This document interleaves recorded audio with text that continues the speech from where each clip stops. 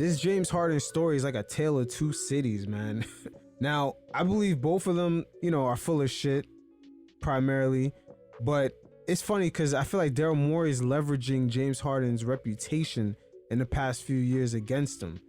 But I believe he did work a under the table deal. That's just my opinion. There is some sort of under the table deal because these two right now, they're in a cold war. It's just a lot of things are coming out, and we got to look at the timing of some of these situations.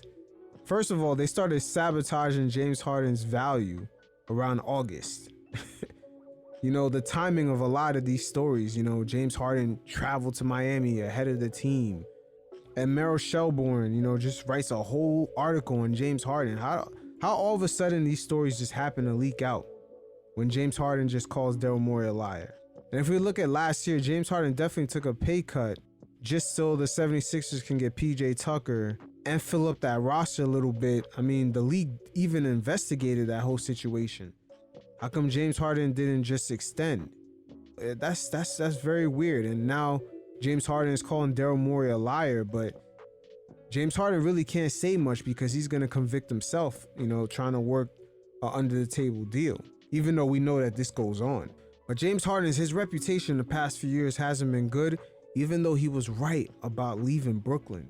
Brooklyn was not set up to handle what was going on over there with the personalities of Kyrie, Durant, and Harden.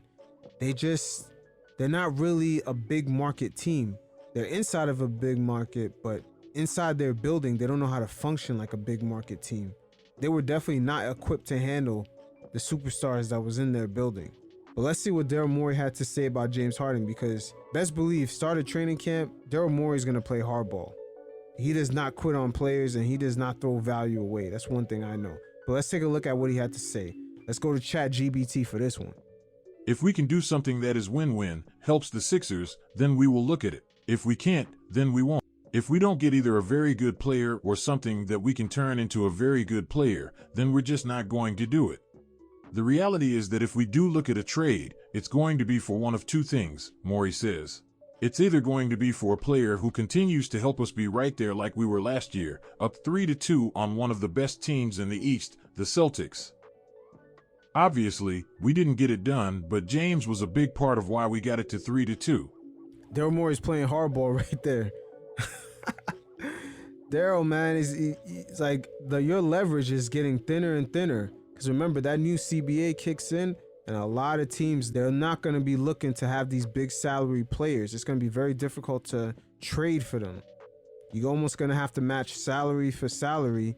And some of the teams that probably do want James Harden, like the Clippers, they're not going to be able to make that deal because the fact that they're going to be so over the cap like that, they're going to have to either trade Paul George or Kawhi straight up for James Harden. It's going to be very hard for them to match that salary because you can't just bundle two players to match one guy anymore, especially if you're over that salary cap. So this is pretty much the last season for them to work out a deal. But let's see what else he had to say. Obviously, we didn't get it done, but James was a big part of why we got it to 3-2.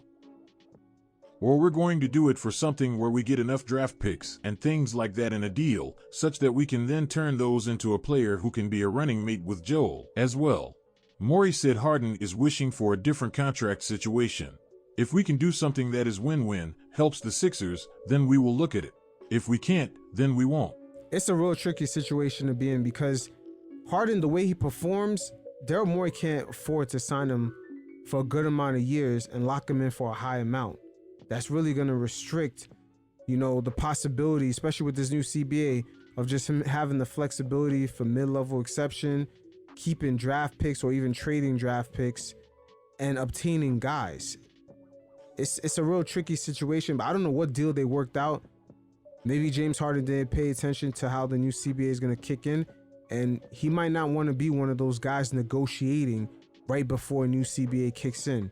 That could be another thing that he did not look at. Because I remember James Harden, I believe he has an agent now, but he used to negotiate without an agent. I mean, I wouldn't be shocked if he's still doing that. I think I heard he has an agent now. But Daryl Morey, he plays hardball. He plays hardball. He's gonna call James Harden's bluff. He's gonna make him risk losing his money. Best believe that. And James Harden right now, he's a man with no country at all. He's out in Houston partying. I mean, I'm not gonna lie, I was in Houston and he actually went to that camp club over there out there in Westheimer in Houston. I couldn't believe that. They was like, yo, James Harden was partying out the other night. I was like, oh, okay. I can't believe he went to camp over there. I was like, training camp starting up. I know players are practicing with each other and he's all the way out in Houston. That shit is crazy.